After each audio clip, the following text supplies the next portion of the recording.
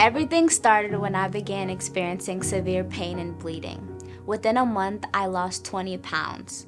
I underwent several testing and I was diagnosed with ulcerative colitis. We went to the hospital, they did MRI, and they said, yeah, it's getting worse, there's a flare-up. We were so concerned what was really going on because instead of her getting better, she got worse. And then she started having fluid in the lungs. There's inflammation, like it was growing, that colitis, and starting to affect other organs. Whenever I felt unsure or scared, I always ran to my dad and I asked him to hold my hand and pray for me because he's my prayer warrior. He's always there for me. I had to be the strong one or be the prayer warrior. I got it all together. And about 2 weeks into the everything that was happening, my wife was looking at me and she was like, you need to go home. You need to take a break. 4 or 5 months prior to this everything happening, PJ had started a small group. Ball and Bible is Life is a wonderful group. But one day after we were playing, I had the opportunity to just shoot around for about an hour or two afterwards with Alex. And during that time, we got to know each other. And when my wife told me to go home, I got a text, and it was from Alex. And it simply said, hey, brother, I want to pray for you. The text was one thing, but what it did was it opened up so much. I just started crying. I was boohooing. When you start crying as a little kid and you get all the emotion that was in me just came out. And I took that emotion too and I put it in that text because I was like, you're going to pray for me. You're going to pray for exactly what I need. And I rode back to the hospital and I understood why I needed a release at that moment because that was like the worst night of this whole ordeal. The community, they were reaching out, letting us know that they are praying for us.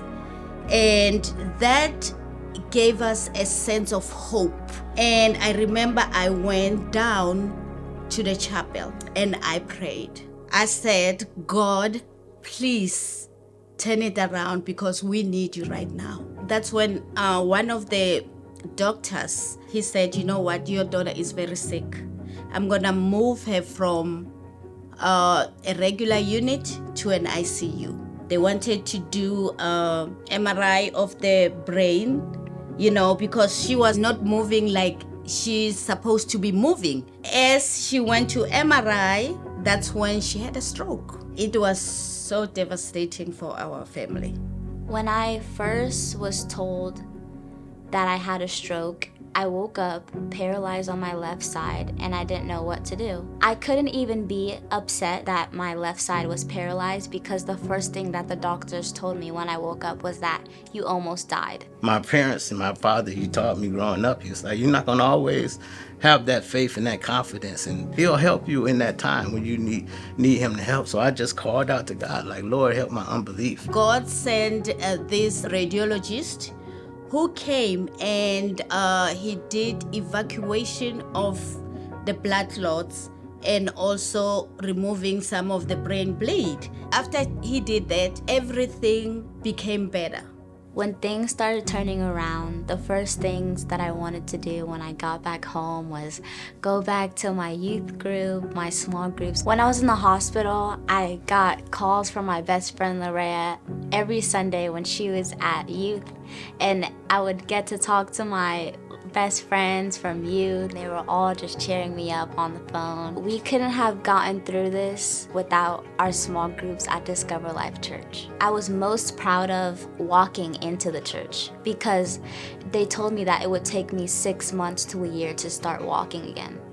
So me being in inpatient rehab for 3 weeks and learning how to walk in 3 weeks after being hemiplegic was a huge milestone for me. I'm grateful for everyone who prayed for us. I trusted God and I saw God work the miracle.